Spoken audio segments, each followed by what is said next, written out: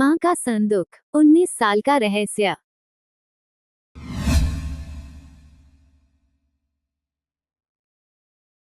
गायत्री देवी 72 साल की हो गई है।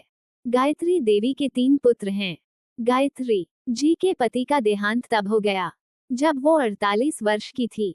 गायत्री जी एक छोटे से पुराने घर में रहती है जिसको उनके पति ने ही बनवाया था। तीनों बेटे उनके साथ तो नहीं रहते, लेकिन ऐसा एक भी दिन नहीं रहता जब वो उनसे मिलने या उनकी सेवा करने नहीं आते हो।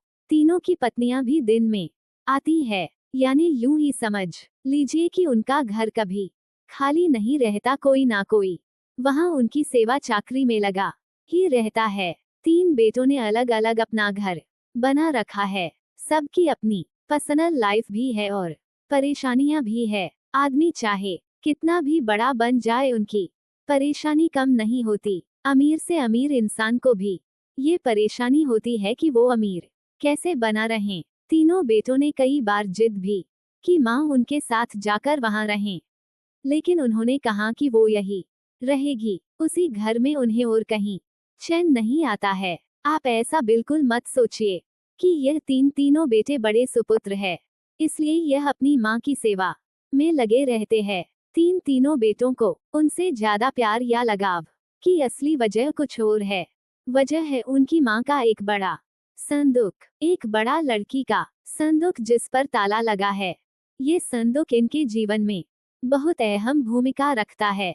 इस संदूक के अंदर क्या है और कितना है, ना तो इन तीनों बेटों को पता है, ना ही इनकी पत्नियों को। बस जब से पिताजी गए हैं, माता जी को इस संदूक की रक्षा करते देखा है, इसलिए इन सभी ने अपने अपने अनुमान लगा रखे हैं।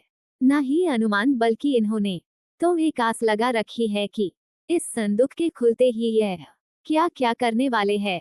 गायत्री जी उस संदूक को छोड़कर कभी नहीं जाती, कभी जाती भी तो अपने कमरे में बड़ा ताला लगा कर ही बाहर निकलती। वो सिर्फ थोड़ी देर में ही वापस आ जाती। 3 बेटों और उनकी पत्नी की उस संदूक पर नजर ना जाने कब से है। सबने अपनी तरफ से अपनी अपनी कोशिश भी करके देख ली माँ को अपने साथ अपने घर ले जाने की, ताकि माँ के साथ उनका संदूक भी वहां से हिल सके। और फिर जाहिर सी बात है, जिसके घर में माँ रहेगी उसका संदूक। लेकिन सभी एक दूसरे की काट करते हैं। इसकी कृपा है कि माँ के आगे पीछे माँ जी करते ना सिर्फ बेटे बल्कि बहुएं भी चक्कर लगाती रहती है। लेकिन गायत्री जी भी भली भांति अपने बेटों को समझती है। वो जानती है कि उनकी इतनी सेवा क्यों हो रही है। उनकी सेवा उनके संदूक के कारण हो रही है। उन्हें पता है, जिस दिन ये संदूक इनके हाथ आया उस दिन उनका मूल्य कुछ भी ना रह जाएगा।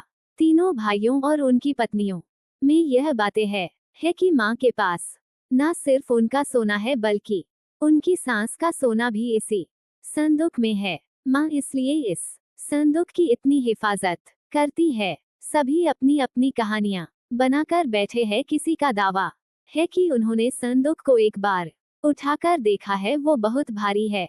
माँ के कमरे में इन बहुओं ने कई बार सफाई के बहाने संदूक के पास जाने की कोशिश की, लेकिन माँ जी ने उन्हें बार बार टोका और कहा कि इस संदूक से अभी दूर रहो। समय आने पर इस संदूक में क्या है तुम्हें अपने आप ही पता चल जाएगा। आखिर माँ की बात कौन टालता, और वो भी अभी तो कोई भी नहीं। बस उस समय के इंतजार में यह सब माँ का अच्छा बेटा और अच्छी बहू बनने की कोशिश कर रहे हैं।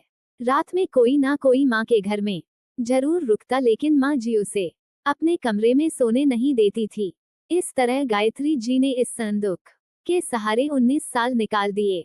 एक दिन माँ जी तबीयत थी नहीं थी। अक्सर जब तबीयत बिगड़ जाया करती थी तब उनके बेटे उन्हें अस्पताल ले जाने का कहते थे, लेकिन वो उसके लिए भी राजी नहीं होती थी। वो कहती थी कि डॉक्टर को यही बुलवा लो। उनके बेटे ऐसा ही करते थे। इस बार जब उनकी तबीयत खराब हुई तो डॉक्टर ने कहा कि उन्हें अस्पताल में एडमिट करना ही होगा, वरना उनकी हालत खराब हो सकती है और फिर उम्र भी बढ़ती जा रही है। आखिर कब तक ये शरीर साथ देगा। डॉक्टर के यह जवाब देने पर तीनों भाइयों को दुख से ज्यादा उत्साह दिखाई दिया। उनकी पत्नियों की आंखों की चमक साफ दिखाई दे रही थी। गायत्री ने उन्हें कमरे के बाहर खुशफुस करते सुना। तीनों इस बात पर चर्चा कर रहे थे कि माँ के जाने के बाद संदूक में जो भी है वो आपस में बांटा जाएगा, सबको बराबर बराबर मिलेगा। गायत्री जी ने जब ये सुना तो उनको अंदाजा लग गया कि अब समय हो गया है इन सब को ये बताने का कि आखिर इस संदूक में क्या है। उन्होंने आवाज लगाकर अपने तीनों बेटों और बहू को अंदर बुलाया। सबने आते ही कहा, माँ अस्पताल चलते हैं, आप वहां जाकर ही ठीक होगी। माँ ने कहा कि पहले वो जान लो जिसके लिए तुम सब इतने सालों से चक्कर लगा रहे हो, उसके बाद तुम्हारी मर्जी। इस संदूक में तुम तीनों के लिए मेरे पास कुछ है जो मैं तुम्हें आज देना चाहती हूँ। माँ ने अपने तकिए के नीचे से एक चाबी निकाली और धीरे से खड़ी होकर संदूक को खोलने के लिए नीचे झुकी। वहां खड़े सभी बेटे और बहुओं की धड़कन तेज थी। आज उनके बरसों का इंतजार खत्म हो रहा था। माँ ने संदूक खोला। संदूक में 3 अलग अलग कपड़ों में लपेट कर कुछ रखा हुआ था। सबकी आंखें बड़ी आश्चर्य के साथ उस संदूक की ओर ही थी। माँ ने कपड़े में लपेटा हुआ सामान आकर उठाने को कहा। तीनों बेटों ने एक एक सामान उठा लिया और उसे खोल कर देखा। कपड़ा खुलते ही कमरे में मौजूद हर एक इंसान का मुंह फटा रह गया। उन कपड़ों में से निकला एक भारी पत्थर। तीनों के हाथों में था एक एक पत्थर। यह क्या माँ, इतने दिनों से तुम इन पत्थरों को संभाल कर रखी हुई थी और हमें बेवकूफ बना रही थी।